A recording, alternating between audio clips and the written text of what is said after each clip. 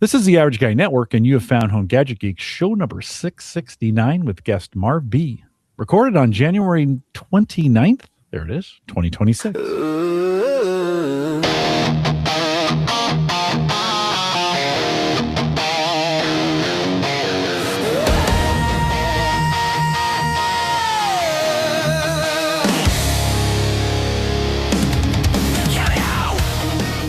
Here on Home Gadget Geeks, we cover all the favorite tech gadgets that find their way in your home. News, reviews, product updates, and conversation, all for the average tech guy.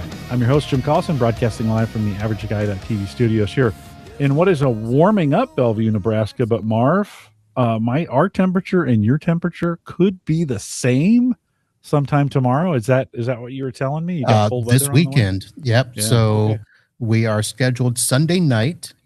Actually, they've just upped it. We're going to wake to a low of 33 Sunday morning. Yeah. I'm sorry. We had last week we had Oscar on, right? Hidea, and he was in Miami, and he was making fun of me because it was going to be 72 or whatever. Now Miami's a little bit farther south. I'm sure they won't be as cold, but it's probably not as much. But they're only 30 miles from us. Oh, really? Yeah.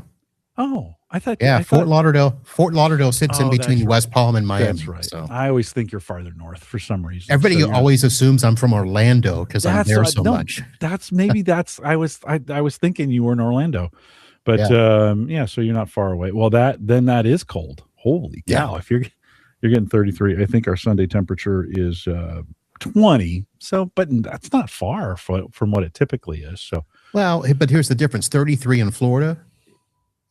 It might as well be 0. No, right on. I understand. It doesn't happen very often. You're not very used to it. And, you break out the winter jackets and all those other kinds of things. Well, we'll be our positive well wishes go to you for a 30 weekend. Anyways, we'll post the show with some world-class show notes out there at theaverageguy.tv. Big thanks to our Patreon subscribers. For you that are on that team, thanks for what you do. You do it every single month. You can join that team, theaverageguy.tv/Patreon if you want to do it. Join for 1 month or as many as you want. Most of you have been out there forever. Thank you for doing that on Patreon. And then, of course, if you're purchasing on Amazon, and I've been doing a few Amazon purchases lately this week, head out to theaverageguy.tv before you buy. Click on the affiliate link there. There's a red link in the upper right-hand corner. Click on that. Helps out the network when you do that. Appreciate you doing that as well. Uncle Marv B is back. Marv, always great to have you on. Hey, what's been before we dive in a little bit? It's been a couple months since we've seen you last. What's new with you? It's been longer than that, man. Has it really? Maybe 6 months? I was trying to see what we talked about last. Yeah, what was it? I'll have to look here. Oh, I know. I just forgot, but it was. For sure. I can tell you that getting ready we're in conference season. So I was already at one PodFest with our friend Dave Jackson earlier this month. And then starting in February, I will be gone 3 of the 4 weeks, 2 times in Orlando and all tech conferences. So we're gearing up for all of that, seeing all the latest that the vendors have. I will not be attending Florida Man this year. Oh, what? Yeah. How is that possible? Because it was right smack in the middle of all those conferences. All right. And I'm like, is it really worth it for me to go? It will be fun for me to go over there. But you have a Florida Man segment on your show still, right? Are you still doing that? You know what's funny? I did not. So I started the year not doing that segment. And then I had people sending me stories as if to say, hey, if you need a story, here's one. So they were saying they missed it. So I sort of brought one back this past week, and it was Sheriff Grady Judd, America's favorite sheriff out of Polk County, and talking about a story. They arrested a man that was naked, and they tried to give him a trespass warning, but then he came back naked. Still naked, and so they took him in, and he was complaining about, pain in his belly. Yeah. And turns out they did the x-ray, and he had a thermos stuck up his behind. Oh my gosh. Florida Man. There you go. And of course, people are like, how in the world did you get a thermos?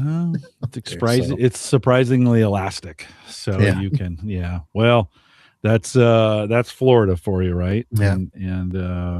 Oh, by the way, April was the last time you were on. I was kind of, it's been longer than I thought. And I was like, why why has it been so long? I took a ton of time off in the fall. You took the summer off. Yeah, we just got out of rhythm. So yeah. Well, it's good to have you back. We're going to spend a little time talking about answering the question. I kind of put this in the Discord group. I kind of asked the question, how practical is UniFi for home use? We're going to talk about that here in a second. But Marv, I've had a problem in the basement. So here in the basement, typical Midwestern home has a floor drain right in the middle. Everything slopes to it, but in the old days, your washer and dryer, if that overflowed, or your furnace and maybe air conditioner needed a place for the condensation stuff to go to, and you would run, as a basement. People didn't live in these things. They were just basements. And so it would run to the floor drain. Well, we've turned this into fairly livable space down here. And of course, though, when you're living with it and when the pipes back up, where do you think the backup goes, right? Comes up through the floor drain, right? So, from time to time in the 25 years we've lived here, we've had that happen. Oh, maybe every 3 or 4 years something happens. Call the plumber, they clean it out. But over the Christmas holiday, I couldn't get it. We just couldn't get it clear. I cleared it twice. I paid $435 for a plumber to come out and clear it. And it worked for a couple days, and then it wouldn't clear again. So one of the things, as we're running showers or running the washing machine or the dishwasher, once it was always kind of a slow flood. It was never like just bursting out of the pipes, right? It just kind of slowly started seeping up. And I thought, certainly there's some technology, right, that could help me at least know when that thing was starting to come up again. I am going to get it fixed, but it's taken a little while. So I picked up these Tapo water, smart water, or leak sensors. Have you messed around? I've not messed with them, but I think that's 20, 30-year-old technology that you should have something like that. Should be pretty simple. Well, it is actually, and they're not terribly expensive. I think I paid $20 maybe for these. I've got 2 of them. I just ordered a second for the hot water heater. I'll tell you why here in a second. Now, is it the kind that just sends an audible alert, or is it smart and works with your tablet? Yeah, those are all great questions. It's like you're a podcaster. This is awesome. I should have you on more often. This is both audible, and then I had to pick up the first one I picked up. I didn't get the hub. And so as I was monkeying with it, I was trying the app and it wasn't connecting. And then it was like, oh, no, you need the hub. And so they sell, of course, a $20 hub that goes with it, right? And sits on the wall somewhere, and you can connect your devices to it. By the way, you can't do any firmware updates unless you have the hub. So, but if you're just going to have one as an audible sensor and you don't need the hub to make it work, put it on the floor. It's got one button. You can tap it a couple times to, it's got 3 levels of the alarm and some of those kinds of things, which is super helpful. I conveniently turned it down the other day because we had a house guest and I didn't want them waking up to shrieking. And then of course the one time it flooded, it was all the way down, so we couldn't hear it. And so I was like, okay, I'm buying another one. I'm getting the hub, and I bought a second sensor to go by the hot water heater. So one of the reasons I'm doing this now is because I plugged that floor drain. Like, I'm tired of really. Yeah. But so everybody, as I've said that, everybody's like, it's going to back up into the house. I'm going to calm down, friends. I've thought this through. We actually have a utility sink down here as well, connected to the same or similar drains. And it's the lowest spot in the basement, the utility drain. So if it's going to back up, it's going to come back into my utility sink, which is a confined space. What I'm looking for is that water to be confined. Okay. I don't want it. I'm tired of it being on the floor. And then you got to clean up that mess. With the utility sink, I can just clear the drains at this point, and I have higher spots to be able to run the snakes through. But I was just got tired of cleaning it off the floor. I don't know. When I said that, you had a look of alarm on your face. Did you? Well, so remember, in Florida, we don't have basements. Right. So every knowledge I get comes from TV, HGTV, and there's always something in the basement to pump out water when something like that happens. And I forget the name, sub pump or something like that. We have a sump pump. Okay. Yeah, we have a sump. Yeah. But it's completely, the sump pump's on the other side of the house. It's meant any water coming in from the outside underneath the foundation or in whatever, right, goes into the sump and then it gets pumped out. Now, to your point, if I had a massive flood in here, the sump pump would take care of me, right? If I got a foot of water in here, the sump pump would kick in and start kicking water out, right? So yeah, I hadn't thought of that. So thanks for reminding me. It's also, there's a low point is the door that goes out to the garage. So the water's actually going to make its way out through the garage before it goes. Yeah, that's too much. That's why we have slabs in Florida, and the slabs are built up, so everything slopes away from the house. Right on. Yeah, I'm gonna have. I have a sneaking suspicion that is gonna have to have some pipes replaced and have it dug up and replaced. But in the meantime, we'll talk about this on another show. I bought one of those cameras that's on a 100 foot of one of the plumber's cameras. Snake camera, you put it down in there. I bought one of those because if to call a plumber is $400 I got a camera for $250, and I'm like, I could probably check this out myself, and it's going to be pretty obvious once you get down there what's wrong in the pipe. So, and to be honest, I've always wanted one of those cameras. Don't tell Sarah that, but I've always wanted one of those. My neighbor has the Snake. I now have a camera. I bought some really cool called ugly gloves for this kind of work. They're PVC gloves kind of thing. Yeah, for a guy who hates to do plumbing, I'm sure getting into it a lot. I was going to say, that's a little much for me. It is much. It's too much for everybody. Let's just be really clear. But I'm kind of frustrated with it. We've been living it here for 25 years. And it's like, I got to fix this. I just can't have it coming up through the floor. So at this point, I put some stoppers on the floor. I've got some back protection through the laundry sink. And this Saturday, after I asked the podcast coach, the camera's going in and my house is getting a colonoscopy. I'm going in with the camera. I'm checking out the pipes. Wow. It's going to be great. I mean, I get it. It's your house. It's a big investment. But once it's weird. So when it comes to tech and gear, I hear you. Spend that money, get that stuff. You don't need it. But when it comes to the house, I'm like, no. Yeah, see, I want the tools to do and then here our neighborhood's super close. So we loan stuff out to each other all the time.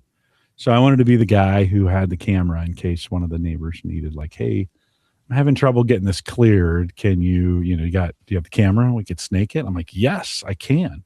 And it's super cool. The one I got has a 32 gig SD card in it. So you can record. You can record with it. I'll talk about it on a future episode after I use it this weekend to see if it actually works. It looked cool. The setup was cool. Yeah. Brought it out.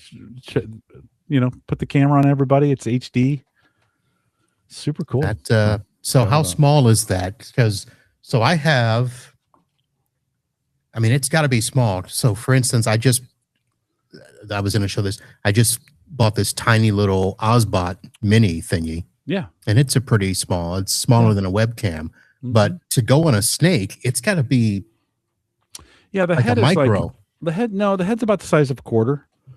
Okay. Remember change? I mean, pennies are gone now, so that we can't say that anymore. But they're not gone. A lot of us have them.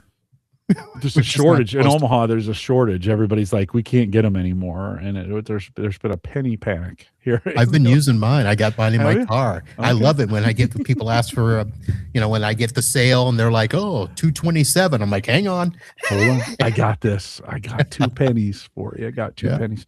Yeah, it's about the size of a quarter. It's got lights on it. You listen, the sensor in this webcam is pretty small, right? Okay, it's up here. Yeah. So something like that. And then it's got lights. I've got like 6 lights around it. And then it's on a flexible head. So you put that thing in there, just snake it down. So we're going to see. I don't know. I don't know if I can do it or not, but I'm going to give it a try. It's super cool tech, right? I could record if I wanted to record it going down there, it's got a DVR functionality on it. And you can kind of, Sarah's got the eye for detail. So I'm going to have her be watching the camera. You're going to be spending your weekends doing that and not watching football. Yeah, football's almost There over. is no football. It's almost over. We are to the very end. It feels like a season that's gone on for a long time. Have you used water sensors at all for I haven't either. And I've had enough leaks that I think at least an audible sensor, I think you should probably have a water sensor at your hot water heater and under your sink, right? At a minimum. Well, so we don't have a hot water heater. We have the hot water tank. Yeah, or a water heater. I don't know why I call it a hot water heater. They're all hot water heaters. So yeah, but ours is just a little square tank that's on the wall. So we're not. Yeah, so it's on demand. Water. You have an on demand. Yeah, yep, on demand. Yeah. So, but you might want to put one underneath there. If it started dripping, would it ruin the floor? If it started if something failed and it started dripping? It would ruin a lot more because that's where the wife keeps all her laundry stuff and everything. So we would know pretty quick. Yeah. Okay. All right. Well, it's interesting and not very expensive. And I'm gonna hook them together with the hub. And in theory, we would get alerts. And I've had enough water. I'm just tired of it. So it's good. It's good. And Tapo seems to be taking over, like their TP-Link, right? That's kind of their Casa, Kasa. Is it Casa? Okay, I saw Casa when I was looking at so we're going to go out of order because I was going to. No worries. Yeah, no worries. That's fine. So I started looking at smart plugs for the home. Yeah. Yep. But I didn't want the lady stuff because I don't want the lady in my house. The A lady. Yes. Yeah. So I'm thinking I'll look for these other ones. So the 2 names that I came across were G Home and Casa. Yeah. And what I was doing is, so I'll show you this. So this is a Wattbox. So this is a device that I put in all my clients so that I can remotely power cycle servers if I need to without having to go on site. Now that looks pretty big, but they have a smaller one that I've been using for, that usually fits in a server rack. And we lost Jim. There he's back. Come back. So that fits in a server rack. So there's a smaller one that I would get for internet server connections. So I would just need 2, but I'm thinking these are a little much to get for the house. How much are those? So these are a couple $100. Okay. So even this one's like $199, and the big thing is like $350 or whatever. Okay. But so what are you trying to do? Like when you say too much for the house, like what are you trying to do with these plugs then? Well, I mean, I would put one on the computer, but I'm thinking, okay, these smart plugs have to be doing similar things. Oh, for sure. Because I know people get them for, the Christmas tree lights. Like I have the little schedulers that'll come on and off, but I wanted one where I could, on my phone say, turn on the lights. But I also wanted to start doing it. I still wanted to have the ability, like if I'm going to get it for the lights, why not get it for the computers? And I wanted that same reboot ability, but it doesn't look like they do that. They just turn on or turn off. They do turn on or turn off. But if you have your server set to, from a PC standpoint, so if you have it set to, what do they call it? Power state on, I forget the term of it. So if the power goes, no, these are there's a setting and there's a UEFI, there it goes, setting that says if the computer's on and there's a power loss, when the power comes back on, you turn yourself back on. And not all computers can do this. Well, most computers will do that. Right. The last state known or last whatever. State, right. Yeah. Yes. Yeah. So if you had it plugged into one of these smart plugs, and I love Tapo. I've kind of gone Tapo on all my plugs too. Here, this is kind of what my Tapo. Oh, you kind of see that there. That's kind of what that looks like. You can see the blue ones are on and the gray ones are off. Okay. And I could, from anywhere, if it's off, turn it on or turn it off and then turn it back on again. So if the PC would come back, right, then you could just reboot it with one of these. The thing I kind of like about them is they also monitor energy use. You got to get the more expensive version of it, but they'll monitor your energy use, tell you how much you're using, how long it's been on for, some of those kinds of things, and give you some feedback on what the juice, the wattage it's pulling. So it looks like there's a version where you can actually it's your actual outlet if you want. I'm sure by now they have you could replace it with an outlet. The one thing I don't like about that is that you always end up thinking like, oh, as soon as you put that thing in, you're like, oh, I want to move my computers around, or okay, put it somewhere else. Yeah. I kind of like the plugs because you plug them in. They've got an on and off, physical on and off switch on the plug. And then, of course, these are all connected. These are all Wi-Fi connected, so I can turn them on, and turn them off from anywhere. I'm looking on the Amazon right now. I'm checking it out. All right, and they're about the same price as the other ones I was looking at. Yeah. What 16 are you seeing? Maybe I've got them as cheap. There's a 4-pack for $29 right now. Yeah, there you go. Yeah, I've gotten them, and that's $6, $7, $8 each for it. 15 amps. So yeah, I might get. I wonder if they make a 20 amp version. So it's weird. So you can actually do a schedule and timer, as well as the remote control. Yep. And there's a way mode. Yeah, I mean it's part of like you can tie them all together so that when you leave from a proximity standpoint, whatever that trigger is, they'll just automatically shut off. So if you had outdoor lights or garage lights, some of those kinds of things where when you leave, it senses that. Yeah, they're pretty handy. I probably have that. I like. Yeah, I probably have a dozen of them. So probably a little bit cheaper than $200 for the server grade ones that you put in there. Same kind of connectivity.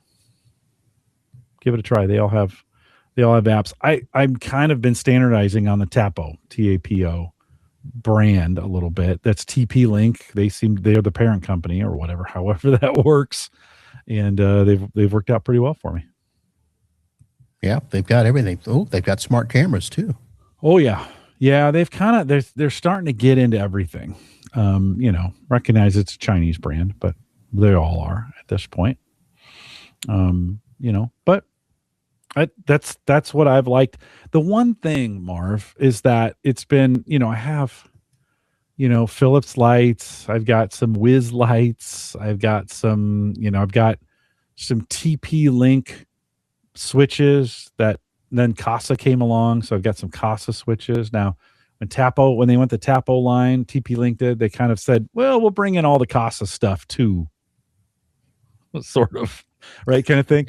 So it's just getting everything I do. It is nice to have it in a single app from time to time to be able, like with the Christmas tree, I should have shut that off before I left the house. Right. Log in, boom, it's off.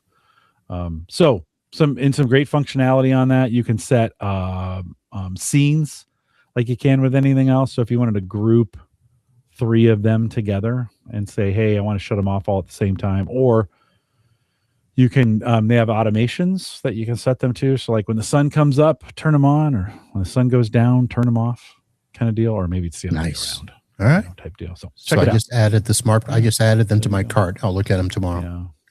Yeah. Joe says in chat, he says there's been some hold on, let me get down here to it. He says there's been some chatter about banning TP-Link.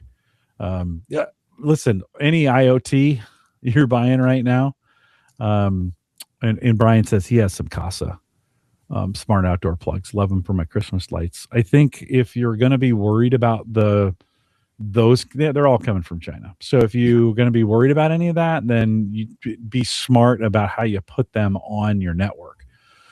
Marv, this is what's crazy. Like most of these IoT devices, and maybe it's because of cost, are not doing 5G anywhere. They always have to be 2.4, right? So on your Wi-Fi, and I think most Wi-Fi's are dual Well, band I think right the now. problem is they have to allow for backward compatibility, because the people that are getting these most of the time aren't guaranteed to have, 5G, 6G. I mean, they're just not. So to be the most compatible, they're going to, be able to do 2.4. Yeah, they're just be like 2.4 only, and they're pretty adamant about it. Yeah, and to be honest, they don't need a ton of bandwidth either. That you're correct. Yeah, you're right. Yeah. So, I mean, if you've got decent speed, in terms of upload, download, then the 2.4 doesn't matter, because what you want is that fast connection. If you're out of the house and you want to look back in, turn stuff on or off, have it be pretty instant, that's your internet. Right. Yeah, we as I was trying to get internet out to the shed, I bought a dual band extender that's 2.4 and 5. And to do video out there, I kind of need to be on the 5G band to really have it. It's faster, right? Works better that way. Yeah. But everything else, all the IoT devices went 2.4, and they're adamant about 2.4 only. I think they've had a lot of people send those back for whatever reason, not working on the 5 gig band or whatever on the 5G band. So, and then Dan says, and Dan, this may be true. Marv, you can weigh in on this as well. He says, I was always under the impression that 2.4 can be more reliable. It is. It is. To walls and things like that. Yeah, 2.4 is the broadest. It reaches further than, the 5. That's one of the things with 5. You can't get the range as you can with 2.4. So if you're ever doing a Wi-Fi survey, those are the things that you have to know, and you have to space your stuff accordingly. So yeah, 2.4 is still, the beast in terms of reliability. Yeah, right. Reliability, serviceability, distance.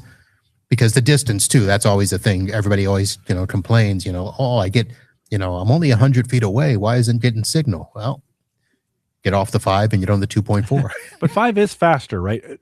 5 is faster, yes. Conditions being perfect. I think that's right. It is faster. Yeah. Well, we covered 2 birds with 1 stone on that. You had that on the notes to talk a little bit about, but I mean, I think certainly there are, some, there are some times, I think we're at that point now to start thinking about how do I unify, and we're going to move to that in a second, but how do I unify my IoT devices so I'm not managing them in 7,000 different apps? Good segue. You had mentioned, how practical is it for UniFi for home use? What makes you ask that question? So let me go back a little bit, because I was one of those people where UniFi was not on my radar, because I was, the business guy. I'm not going to use a consumer brand, which UniFi was back in the beginning, for my networks. And about a year ago, it started getting real big traction in the managed services space.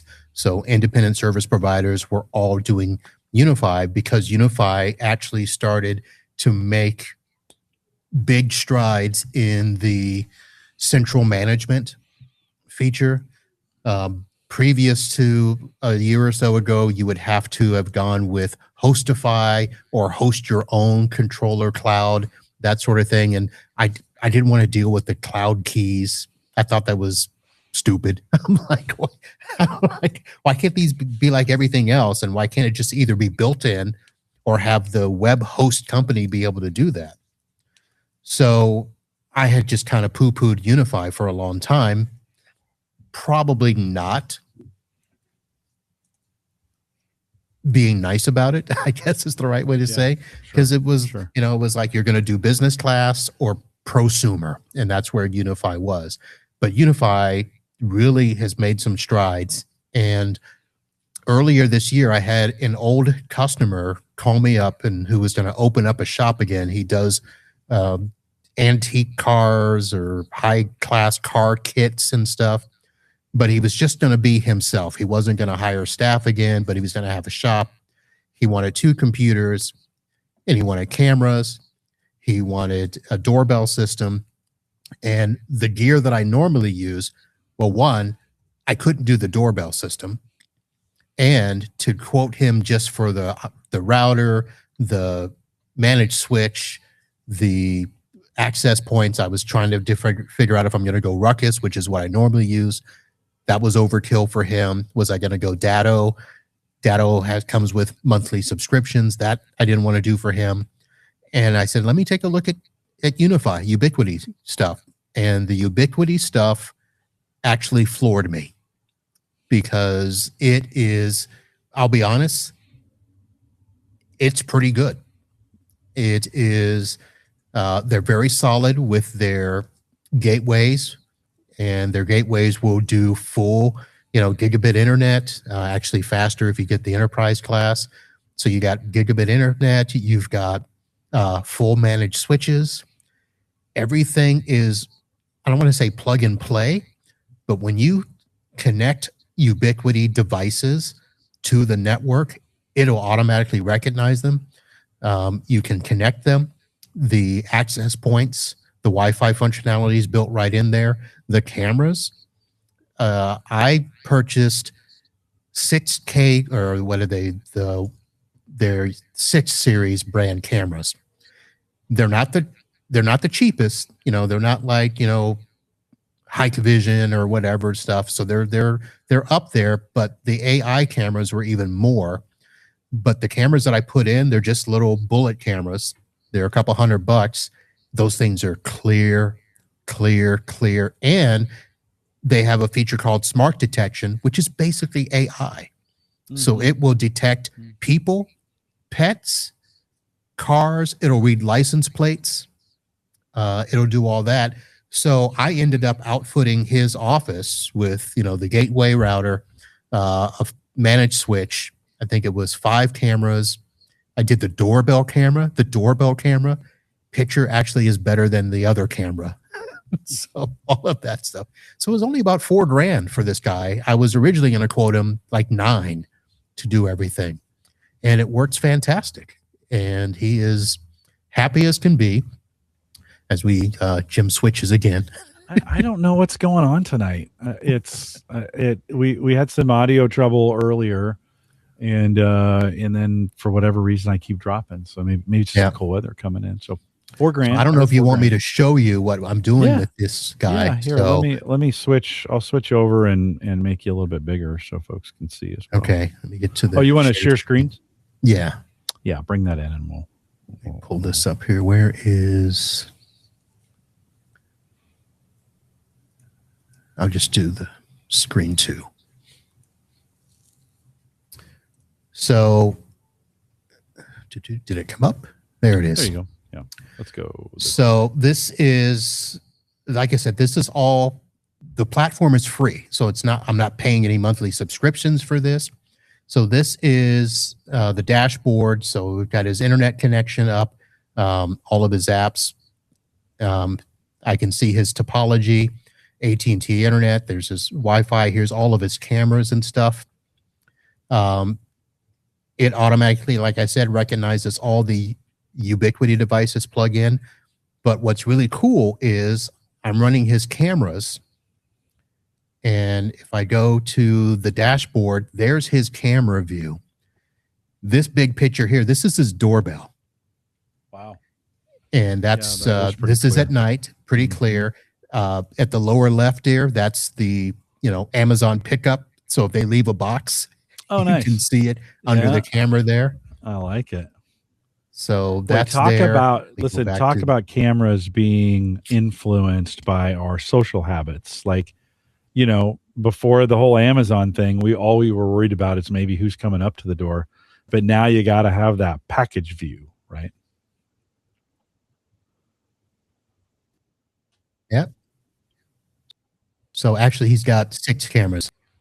I forgot. So there's 5 there. Then when the old camera systems, you had to go to the timeline. You had to know what time of day you wanted to look for, or scroll through and stuff. But now it'll actually, and he's probably some stuff going on there, but here's all the times that the camera recorded. And you can see it's got when a car goes by, if a person walks by, here's somebody on a bicycle that if we zoom in on there, the bicycle is going to be across the street. There he is over here. So there's somebody, I mean, it's one of these things where it's actually amazing. And it's only recording, what we tell it to record. So it's not running the entire time. And you can just scroll through here. Here's, a picture of somebody walking by. And when you go to look in, you see he's across the street. He's all the way over there getting into that car. That's almost too good. Well, I mean, do you want to be tracking, this is, I kind of have this dilemma with my neighbors that my garage cam picks up my neighbor's driveway too. And at some point I had to say to him, hey, I just want to let you know, I've put a camera up here.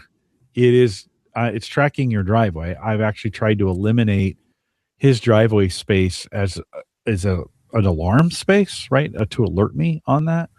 But man, if I was getting alerted for people across the street, I don't know. I don't know. It seems like I'd get a lot of alerts, Yeah. I can do that here. You can tell it, hey, don't record there. You're here. I've not gone in to do any of that yet. But then go network stuff. So again, this has the capability of dual internets.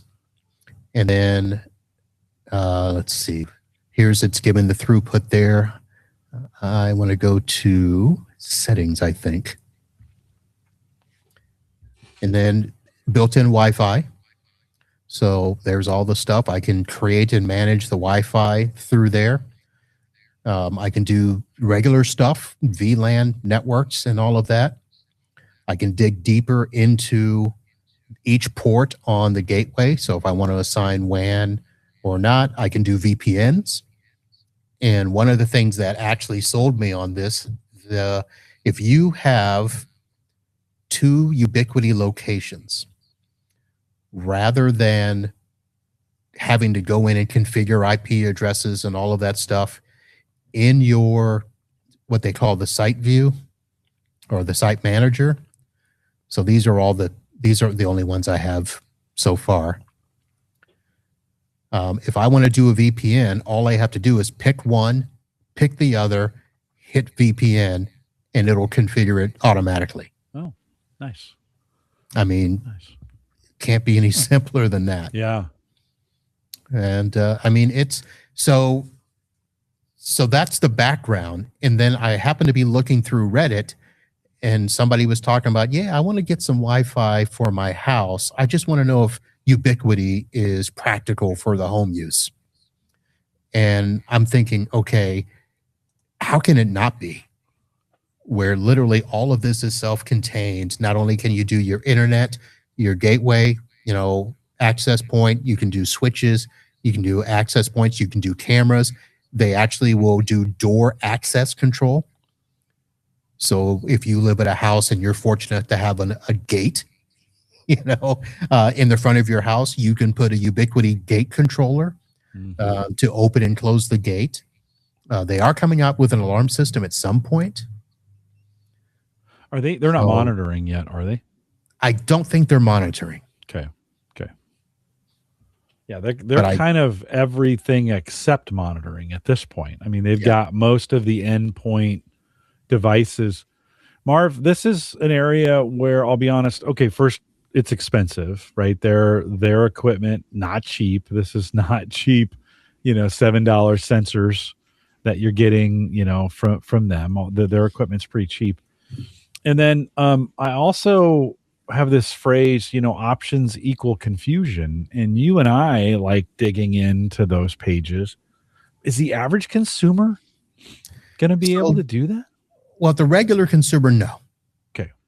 But for the techs that are doing their home labs, that are trying to, MacGyver stuff and jerry-rig stuff. Yeah. I mean, they also have a NAS that you can connect to that as well. I've not used that yet.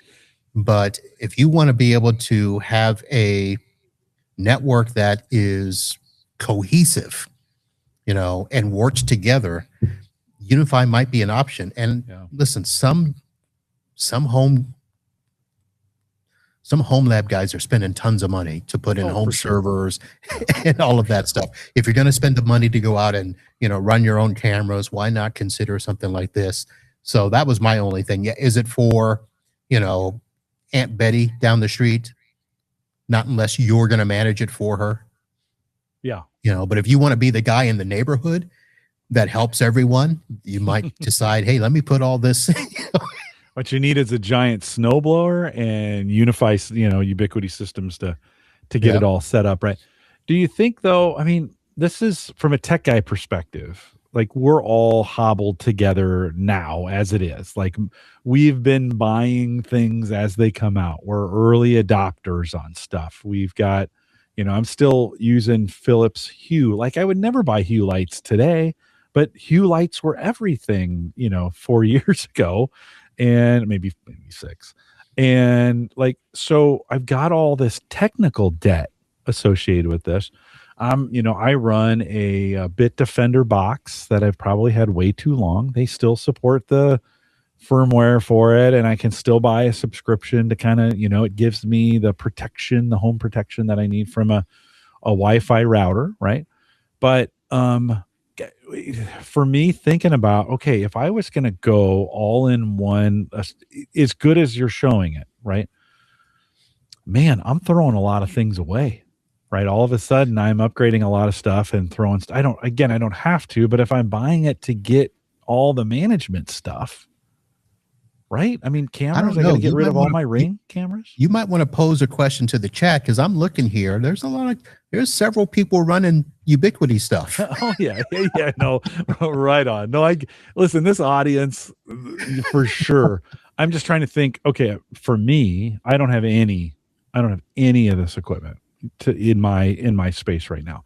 And I'm thinking, okay, my wireless router is getting long in the tooth, right? It's been, like I said, I probably had it 6 or 7 years. It does the job, but at some point it's gonna give up the ghost, right? It's gonna stop. Yeah, but I mean, you can get yourself into a Ubiquiti gateway for $129. Yeah. So you're saying, okay, start with the cloud gateway. Right, that's going to be the device that's going to get me in. It's going to give me Wi-Fi, all those things, right? And is there security software included in some of this as far as managing what's coming and going? So, well, remember the management console is free. What I just showed you, that's how you manage everything. That's free. There is some cyber software that you can get on top of it if you want to add capabilities to the firewall features. That's $99 a year. Probably not something a home user would do, but I've done that for all my business clients. I just roll that into the monthly. Home labbers may do that, but probably not. But the basic firewall features, I think, are pretty much enough. You can still do some content filtering and all of that. So. Yeah, I do. One of the things with the Bit Defender box that I've always appreciated is they've kind of managed all of those things for me. They have a standard configuration. I don't have to monkey with it. It's $99 a year. For that $99, I get as many endpoint antivirus, Bit Defender antivirus applications that I can. It's been a pretty nice, that's one of the subscriptions I kind of don't like, grit my teeth at the end of the year, like it's $100. They're doing a good job of protecting me. They stop a lot, and some of those kinds of things. But I am thinking, you've got me thinking, like good life insurance, at some point you're going to need it. And I'm thinking like, okay, what's my next wireless router going to be? And this would, from a usage standpoint, this would be the right. We get Uncle Marv back here. I don't know why we're having these issues tonight. I don't know what's going on. I touched nothing. Yeah, no, I believe you. I think I'm going to say it's Restream that's having. Maybe they're having. Let's just blame it on them. How's that sound? All right. We can do that. We'll blame it on Restream. Which you and it can't be me. So I was going to tell you when I came into here, the Restream platform has changed since I've used it. So I actually got Restream 2 years ago because I was going to do some Amazon Live and on their platform. Okay. And you need Restream to use Amazon Live if you're going to do streaming like you and I are used to, because the only way to use Amazon Live was through either a phone or a tablet. I'm not using a tablet. Right. So Restream would actually work off of the Amazon Live platform, but it didn't have all the bells and whistles that StreamYard had. So I never could commit to it. Yeah, I may go back to StreamYard, just to be honest. I think the next iteration for the podcast, I've been broadcasting at 720p forever, right? And we always used to say, oh, that's what YouTube broadcast at anyways. Well, not anymore. Like that was a long time ago. I'm pretty sure you can stream at 4K on YouTube at this point. But I think I was like, yeah, if I'm going to make a jump, maybe I'll go, because I really like StreamYard. I really like that platform. They just got a little pricey on me. And I was like, oh, and then the I'm about ready to drop so I'm on the top plan. Okay. But I don't need the top plan anymore. Right. So I'm gonna drop. Well, I don't know what's going on. Dan out in chat says that maybe they heard that we were complaining. And they're like, oh, turn on the switch for them. Well, that's okay. As tech guys, this is what we put up with. Well, Marv, you got me thinking, right, on this UniFi Ubiquiti piece. Like, we've talked about these guys for a long time, and they've been in the space in this, and haven't had the need. I keep thinking, I'm gonna ask you a question about de-gadgetifying your space here in just a second, but I'm also trying to get to simpler solutions, not less capable, just simpler. Like, I want the complexity, but I want them to handle the complexity. And it's easy for me to kind of set up. If I were to say that now that you're managing that now, I'm maybe a little more tech savvy than most. Is this a system that I could set up easily now based on what you've done? Not necessarily take advantage of everything, but it would give me some robustness in my network. I'll be honest, it is super easy. Okay. I mean, super easy. Once you get the main gateway set up and registered to the UniFi platform, everything's pretty much there. Okay.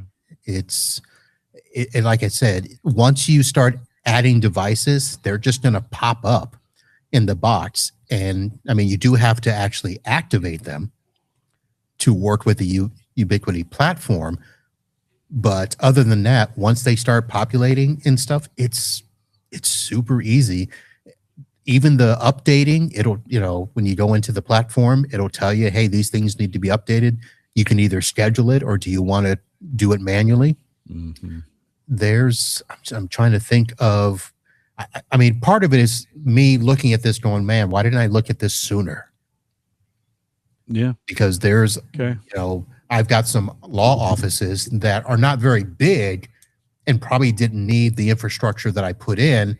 I could have put this in, done the simple, VPN between the offices.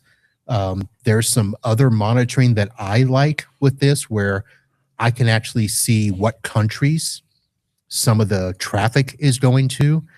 It's just some features that they're like enterprise level features, but they're in here. So if I wanted to block a device from getting to Twitter, I just find if I see Twitter here, I can click on it. It'll say, hey, do you want to block this? Boom, done.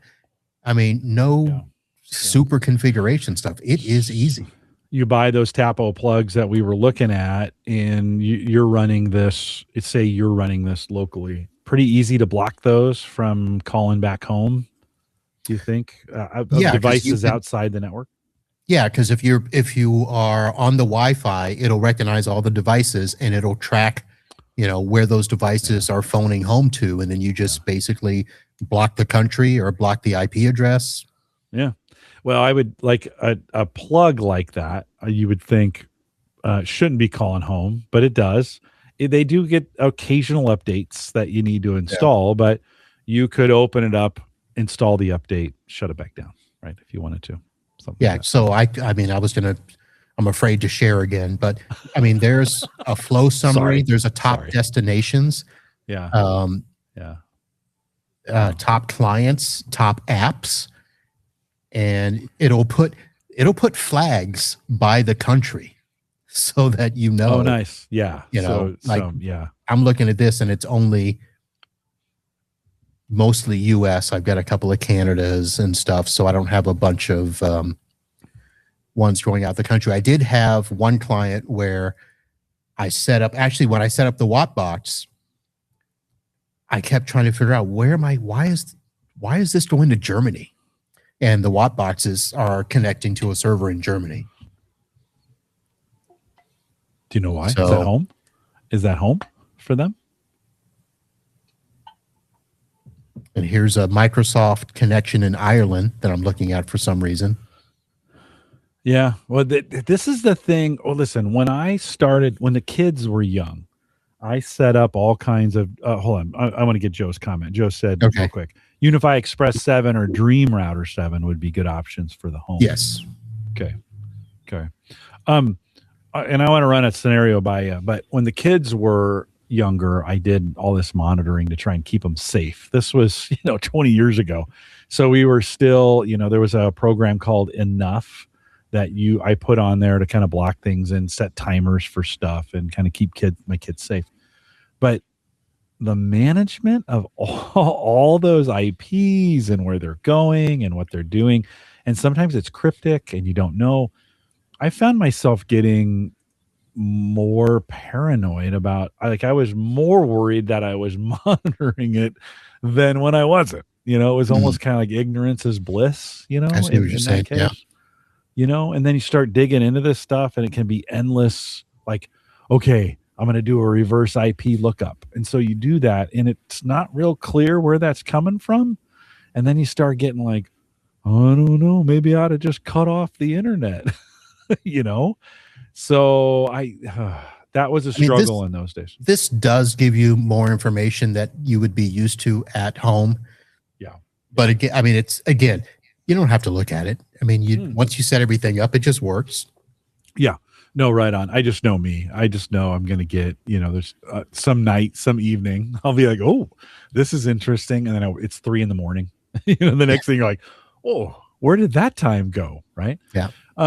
So I'm replacing the Bitdefender box. I'm going to go with the gateway, put something in. I'm going to spend $200, which I'd spend anyways on a decent Wi-Fi solution for the house. I'm assuming I don't need extenders, but the Ubiquiti, they have Ubiquiti extenders as well, right? That I could put around. I could either wire into the house if I needed to or not. I wouldn't need one. I have a small enough house. I can generally get away with one access point. Is the next thing I go with a managed switch? So I have a 24 port Linksys.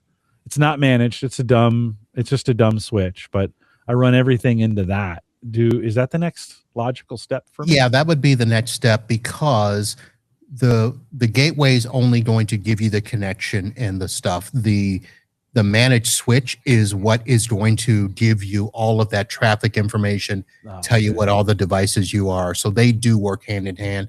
I know people that, put in a gateway without it because they're managing it with all their other tools. But as an MSP, we do that sort of stuff. Home users are probably not going to management. Like I would have a Domotes box that would do all of my, network monitoring sensors. I would have a Ingenious switch where I can, cloud control that. But again, the Ubiquiti, you get the gateway, then you get the switch, and then you can see literally everything. Yeah. Then you get the access points, and I think that's pretty good for most. So I'm $400 at that point, right? Or Yeah, maybe three if I went with which the you said 24, you got a 24 port. You said 24 port switch. Yeah. yeah, so you can get by with a standard 24. That's 225. Okay. Yeah. Yeah. So $400 basically. Yeah. 450. Okay. Well, it's good to know. I mean, it's both the Bitdefender box and the Linksys switch are aging, and they're fine. I mean, they're gigabit and they do their job, and I haven't had any trouble with them except for tonight. That's not true either. But the who knows anymore, Marv? Yeah. What goes wrong? These things get wacky, and you don't know if it's Restream or your local box or your PC or your internet connection or the weather. Well, the Ubiquiti would tell you if you've got good internet connection. It literally has, I don't know, that first screen I had, there's a status bar that gives you what your internet connection is, and it tells you if there's latency, if there's packet loss. Most of the time, we're not going to be able to see that in any of the other, firewalls or stuff without some sort of tool. It's built into the Ubiquiti. Yeah. Joe also says remote power cycling, PoE ports. Oh, yep, you can do that.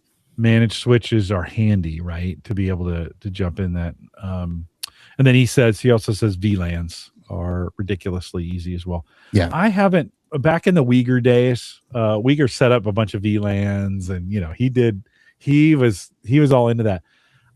I did that a couple times, and then I was like, I don't want to do this ever again. Really? No, yeah, I just didn't. For me, I didn't find the benefit worth the time. I do. Well, tell me how's it benefit you? You tell me. So the benefit for me is, let's say here's what I have at my house now. I've got a Sonic wall, but all the smart TV devices, I've got Roku boxes and all of that.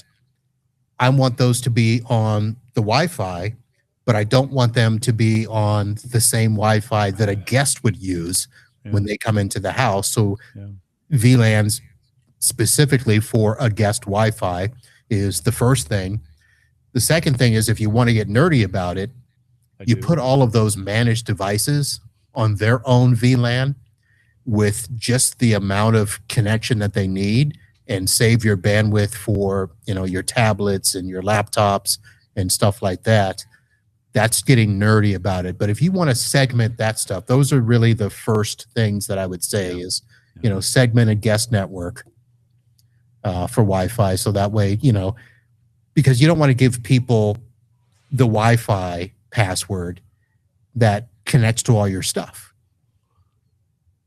Right. And now that we know that, our refrigerators and our stoves and our coffees all connect to the internet, I don't want people spying on me through those devices. It was the Nespresso machine that took me down.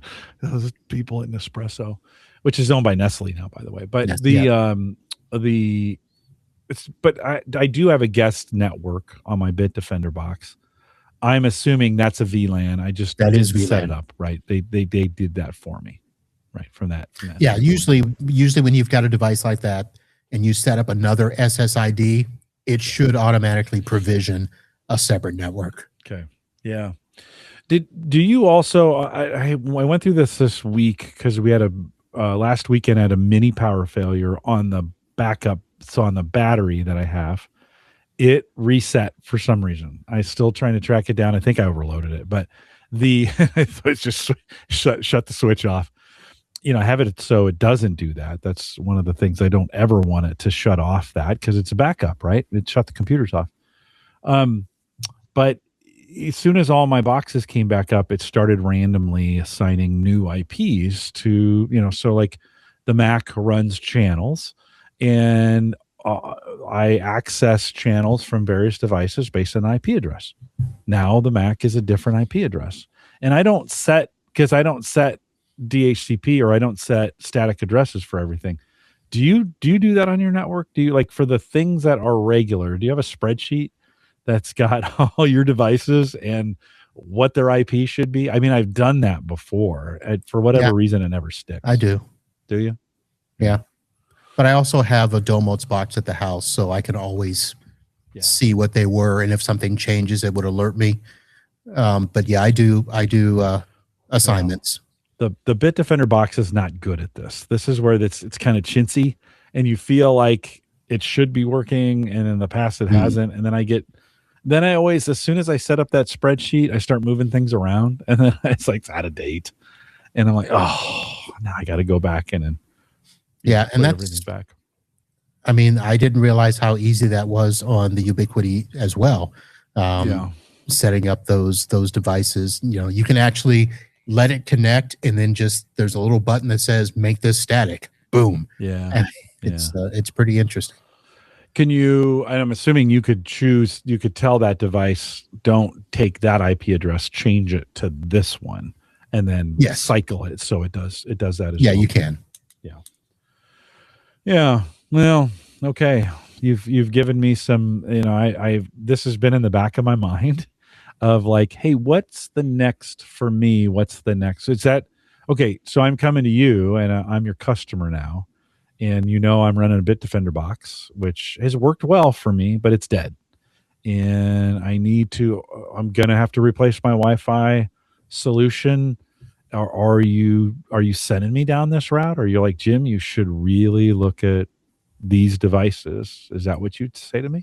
Well, I would ask you basically a question two ways. Okay. Do you want a unified system that everything works together, it's simple, and is basically secure? Or do you want to go next level and do things that is rock solid enterprise type networking? Can I get both? You can get both, but you're going to spend the same amount of money. Yeah, for sure. Because you can do that in the Ubiquiti line. They have enterprise level stuff, but for most people, you can get by on the basic level and have a good unified secure network.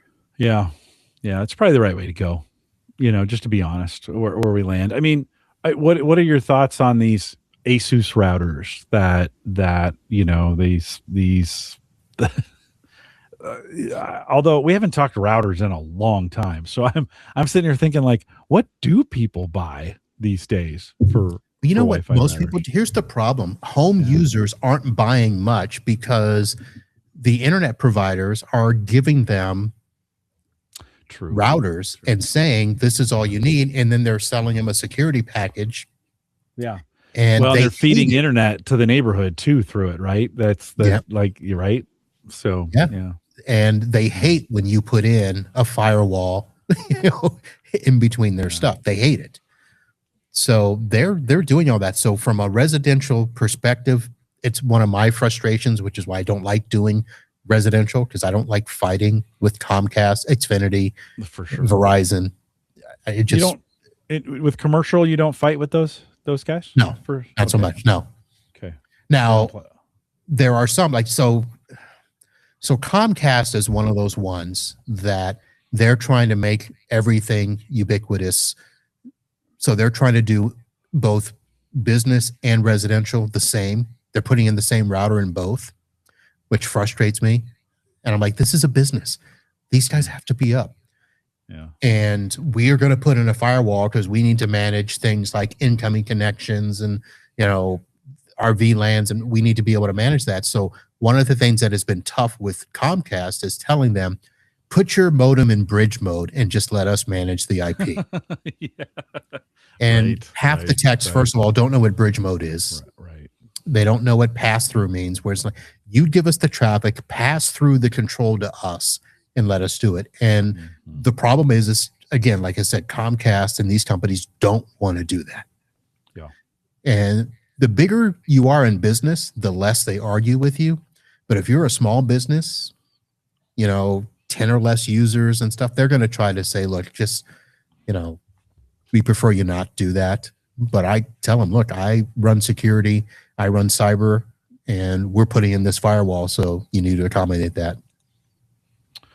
Dan out in chat says, I've talked to so many younger folks these days who don't even bother to know what a router Yes. or a modem is. The box they just get from the ISP it's just my Wi-Fi. Yeah. Right? Yeah, no, for sure. It's yeah, I mean, and the consumer doesn't want to mess around. Listen, it's a consumer that is okay with just their phone, right? Yeah. I mean, Yeah. so can I get it? They need Wi-Fi on their phone. Yeah. That's all they need. That's all I need. And in some cases they don't even know. Like they're like, "Oh yeah, no, I didn't know I was connected to my carrier, or I was using data, or I was not, whatever." So Marv, let's wrap it on this. So you've given me some things. Listen, an hour ago, you would have, if you would have asked me, "Hey, your router's going out tonight," maybe it is. It's a very good possibility. My router is dying as we speak. I wouldn't have. I don't know if I would have had a plan. I think tonight, as I think through it, I think I'm a little more clear. I wouldn't have. Listen, I've always seen UniFi stuff is just super expensive. And then as we started looking at tonight, I'm kind of like, oh, actually, okay, it is, but it's not as bad as I thought maybe it was. Right. So cool. Thanks for the help on that one. Hey, you said in your notes, we'll wrap it up on this.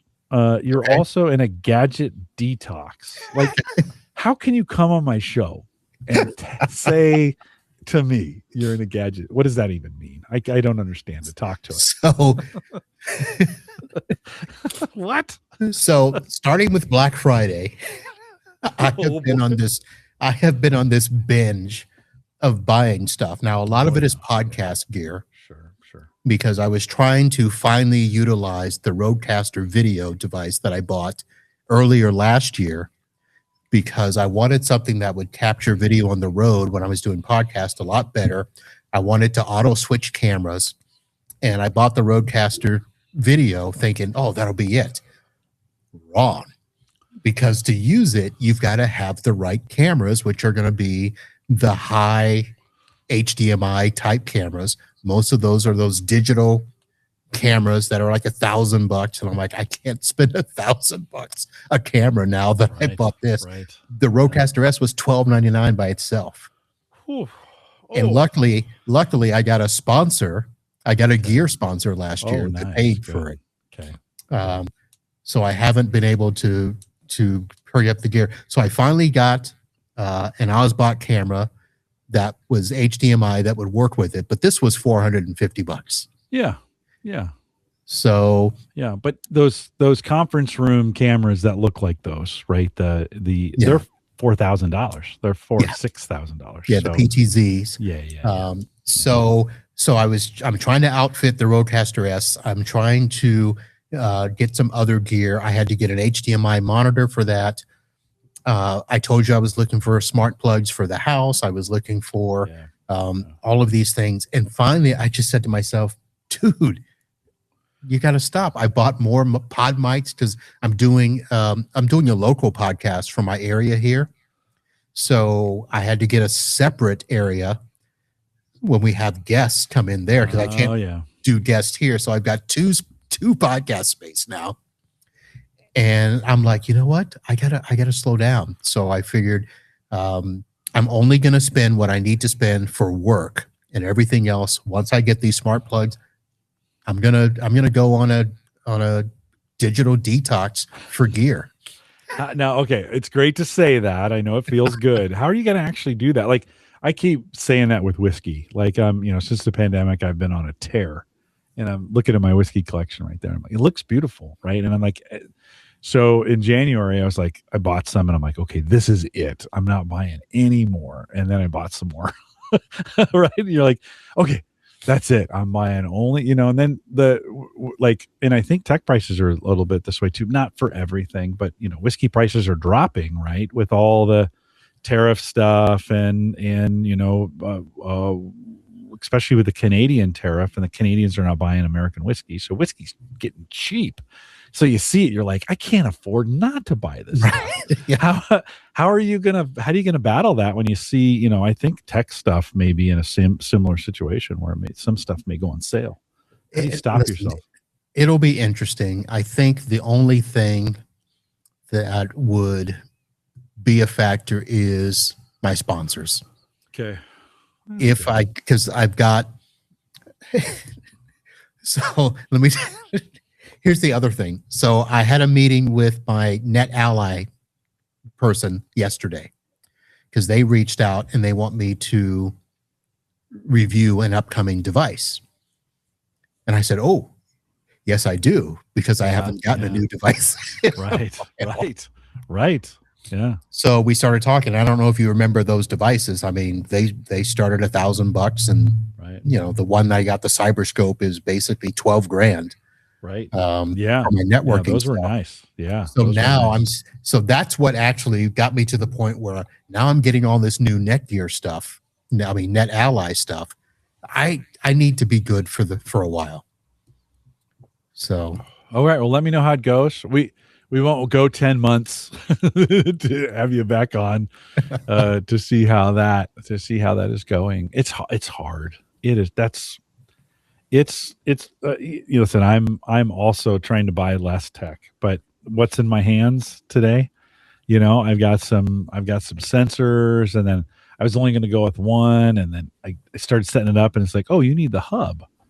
And I'm like, oh, well, okay, next time I buy one, I'm going to get the hub. Well, of course you buy one, you know, it was a month ago. And so it's hard. I get it. It's weird because some of it's FOMO. You know, it's, you know, our technology is so geared towards, you know, if you don't buy something once a year, you feel left behind. Yeah. You know?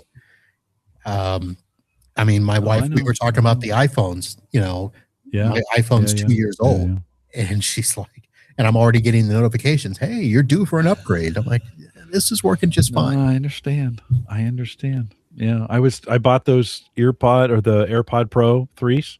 And I couldn't do I bought them for the translation capabilities, but you'd have to have a 15 or plus or above. And I have 12.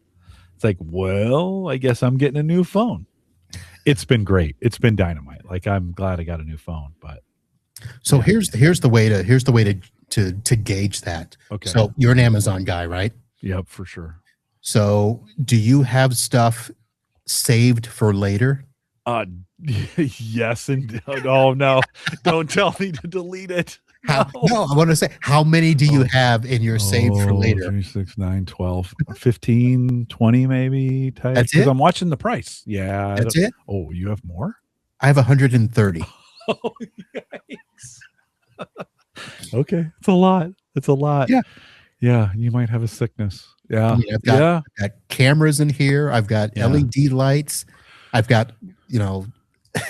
What are you hoping for? Why are they there? Like, are you there so you watch? Are you hoping the prices will come down and you'll catch it? No, to be honest, a lot of them are here just so that a lot of them are like, okay, I need to remember that when it comes time, I don't want to have to go like I've found stuff and I'm like, okay, I want this, but I don't need it now. Yeah. But it's there. That could be a whole show in itself, right? Show us your save for later cart. Now, some of these I can take out. Like, I actually just got one of these is a mixer bag that. So again, the Rodecaster Video, I didn't have a carrying case for it. Yeah. Yep. So I had 2 of those. And you're traveling with it, right? That makes sense. Yeah. So those are the types of things that, you know, I keep in there. Things that I buy on a regular basis, I'll just keep there. Because it's either I go there or I go to buy again and search for it. Yeah. Mine is all solar stuff that I'm hoping will get cheaper. So like I was like, you know, the extra battery for the EcoFlow battery that I have, you can buy an extra battery and plug it in. It's like $800 for a two kilowatt hour extender battery. That's too much. So I'm magically hoping that someday there'll be a wildfire sale and I'll be able to pick it up for $400, maybe $500. Probably never. I probably never. But that's my strategy. Is a strategy of hope, where I just hope that they'll decrease in price, you know. And so every day, at some point, maybe a couple times a day, I go to the list, refresh it, and see how the prices have changed, because they're changing all the time. Yeah, Like, they are. Yeah. Unbelievably how often these things change. And I have to admit, very few items have actually been purchased from that list. Like I don't know why. I've bought more in the last 6 months just from necessity than I have off the list. Because here's why. One, I'm super cheap. And then two, there's no price that's cheap enough for me. So you're like, oh, like it gets down to the lowest price I've seen ever. And I'm like, it could still get cheaper. And then you know what it does? It goes back up, because Amazon knows what's happening. Oh yeah, they know do what I'm doing, right? Yeah, it's evil. We could do a show. I'm sitting here looking at the categories, because they give you categories now of the stuff you've done. So I've got my VoIP phones. I've got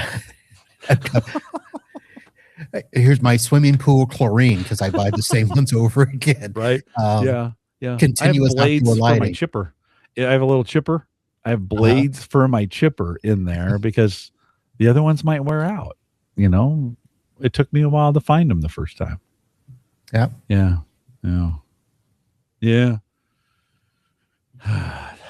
Well, Marv, good luck on being able to try to detox. It's a tough. It's one day at a time. No, it is. It is. It's a tough thing. One day you just realize, I figure I'm going to gauge myself in February, because February should be easy. Like I said, I've got 3 weeks of conferences out of the 4. Okay. So, and the other thing is, on a personal note, my mom has been in and out of the hospital. Oh, I'm sorry. So I may be having to go visit her on the weekend. So that'll take away time. So yeah. Listen, idle hands are the Amazon purchasing workshop, right? You're just like, I'm kind of bored today. What can I go over? What can I get at Amazon? Type deal. So whatever. Do you buy anywhere? Do you buy tech anywhere else than Amazon?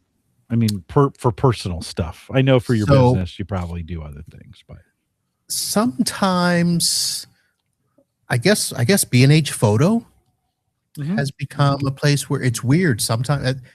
But that's podcasting gear for you, right? Not always. Sometimes really? I have found IT gear there. Yeah. Oh, really? It is one of those where it is one of those things where they've had computers there. Yeah. Sometimes. Yeah. Macs for sure. I think you can get a Mac from them for sure. Yeah. But that makes sense. Yeah, I want to go to Walmart.com from time to time. They third party their stuff just as hard as Amazon does. So, if you see it on Amazon, search for it at Walmart.com. You can find it over there. It may be a little bit cheaper, but then it's not really them anyways, but it's not really Amazon in some cases too. Yeah. Not that matters. I don't know why that should matter. I don't know. They've sucked us in, man. We are addicted to free shipping. That's the crack. That is. And everybody else has tried to match it. Walmart and Target now have the delivery services, where you can get stuff in, as little as 2 hours. Yeah. Hey, listen, I was ordering. Okay. So I was working on the basement stuff all the way back to the beginning of the show. And I wanted to plug up my basement drain that's down there. And I went to Lowe's. I went locally to try to find this stuff. And I went to Lowe's and blah, blah, blah, whatever. Eventually, what I really needed was these plug devices that are designed for pools. And you put them in the end of the pipes and you can screw the thing and it opens up and it locks itself in and whatever. And I was like, oh, okay. This was last night. I ordered them. They came at 6:00 this morning from Amazon. And I was like, I know for a lot of folks for a long time, they've been doing overnight. I live in Omaha, Nebraska. We have not had overnight like that for very long. That's kind of crazy. when they started doing same day here. Yeah. That made it real tough, because I'll be honest, I'd rather spend 10 minutes on Amazon finding it and clicking send as opposed to let me get in the car. Yeah. Let me go to Lowe's, Home Depot. Yeah. Well, I went to Lowe's and bought things that didn't work. So now I got to go back and return them. That reinforces the bad behavior of just sitting here. Last night is about this time. It was maybe even a little later, like 10 maybe last night. Ordered them. They're like, oh, if you order them within 2 hours, you can get them overnight. And I'm like, serious? Boom. On this morning, I have a picture of them on my porch. Still dark. I was like, what? You know?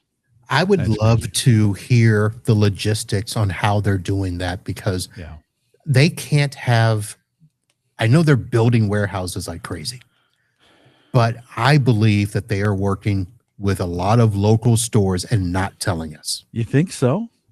They've got to. Yeah, it's crazy. These were pool stopper, plug, screw, Titan things, whatever they are. Super obscure. Overnight. They were on my Yeah, I mean, those are the types of things like, are they really sitting at the warehouse ready to go? I know. Listen, I can't find them local. I couldn't find those locally. Like, it wasn't even and I went to some, they're pretty common things, but I was still like, how does this happen? We have some pretty, we've got one in Council Bluffs and I think 2 in Omaha. So we've got some pretty big distribution centers, but it's still, Marv, I was like, this is ridiculous. Like, how, and overnight. So anyways, I don't know. They've got us hooked for sure. Oh, they do. You'll have to, next time you're on, you'll have to update us on your detox. Let us know. How's the Gadget? Every time I say this, and you're in the same boat, I'm like, okay, I'm not going to do this tech stuff, and I'm definitely not going to do reviews anymore. I get 3 emails from companies. Hey, if we send you this, would you do a review? Like, okay, send it to me. So, and I do terrible reviews. I mean, we do them on the show here. This, by the way, this Tapo stuff I bought. There's no sponsorship on any of these things, but it's almost like the system is against me sometimes. I'm like, okay, I'm not doing anything. Like, the vendors hear me say that somehow, and then they're like, would you please review something for us? So I don't know. Yeah, they know. All right. And obviously it works too, or else they wouldn't keep asking. For sure it does. Yeah, they've figured it out. Podcast wise, give us a quick rundown. What are you doing podcasting wise, and how do people find you? So the main podcast is Uncle Marv's IT Business Podcast, located at itbusinesspodcast.com. 10 years of podcasting this year. Congrats. With that show. Good work. So this year will be all about some new series that we're doing. Of course, NetAlly is going to be doing some stuff. My regular vendor shows, my Wednesday live shows are 8 p.m. Eastern, and I will be doing a lot more shows with other techs and MSPs, and I will try to have a weekly top 10 list. My top 10 this past week were the top 10 things IT pros did during the M365 outage. And it's just satirical, nice. The number one thing was like, on-prem never looked so good, did it? I think number 2 was blame DNS as we always do. And then realized the whole world was out. That's right. Yeah, those are good. Yeah, on-prem never looked so good. I like that one. It's like, you're wishing like, or somebody to come along like, hey, you know what we ought to do? We ought to build our own servers, our own cloud servers, and host them locally, right? We used to do that. Yeah. So that's the main podcast. Cool. Good. I've got the Unhealthy podcast, which is rolling back up, where we're talking about how to fix unhealthy habits, both, nice. Body, mind, and spirit. We're going to talk relationships. And then those are the 2 that probably would be the most. I've got 4 going right now. Where would we go to find any of those? Do you have a site? So unhealthypodcast.com is that one. Okay. And both of those pages, you can go there and find your favorite podcatcher by clicking the follow button at the top right. Sweet. We're in most of the platforms. Search for Uncle Marv. That'll be the easier. Uncle Marv will get you there for sure. That will get you there. You are the Uncle Marv. Do you have theunclemarv.com? I have unclemarv.com. Oh, nice. Okay, so not even the. You have Uncle Marv. unclemarv.com. I bought that thing. I bought that thing probably like 2005. Huh. I didn't start using it until 2 years ago. Really? It just sat there the whole time? Yep. Paid like $10 a year for it or whatever, $12 a year. That gets me thinking. Maybe I should, maybe I should go by Grandpa Jim. That's what my granddaughters call me, Grandpa Jim. Yeah. They've got a bunch of grandpas, so I'm Grandpa Jim. And guess what? GrandpaJim.com is available. You better, what? Wrap it up, because here's the problem. Now that you've searched for it, if you don't buy it, the next time you go look for it, somebody will have. You think so? And they sit on it. Yeah, you're probably right. Yeah, because I have a couple of things. Like I had Reunion Podcast for a while that I was doing for my personal one. I dropped it, didn't renew it, went back. Not even a month later, not available. So I think people are just saying, "Oh, somebody looked for this. Oh, let me take it." Oh, that's sneaky. Yeah, that's sneaky.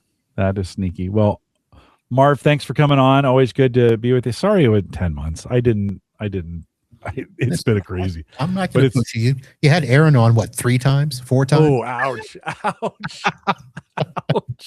Well, two and a half, because she bailed on me on one of those, right? She was on with Uyghur, and that's right. Yes. Yeah. We lost her from the hotel room. Yeah, I did. So ouch. Sorry. We'll get you back. We'll get you back sooner than that. Can you hang with me as I close this thing up? Will that work? Yep. So a couple reminders on the way out. If you want to join us in the Discord group, theaverageguy.tv/Discord.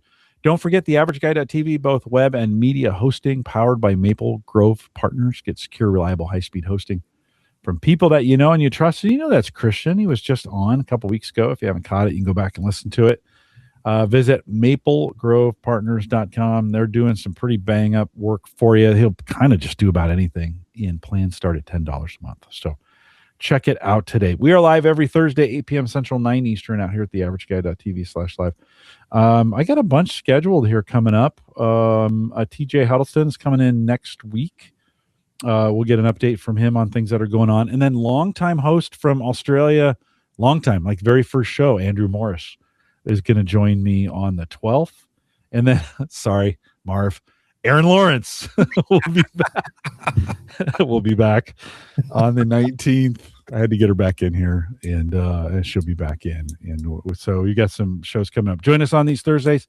Love to have you join us live. Dan says, great show. Thanks, Dan. For Dan, Joe, Tony was out there. I saw Ken a little bit earlier. And I think that's everybody. Thanks for joining us in the live chat room. You could join us live too. Come out on Thursday nights, 8 p.m. Central, theaverageguy.tv/live. Easiest way to find that YouTube video. If you join us in the Discord group, I post the link in there every week. You can jump in there and see what we're doing. Who's going to be on the show. We'll be back next week. With that, we'll say goodbye.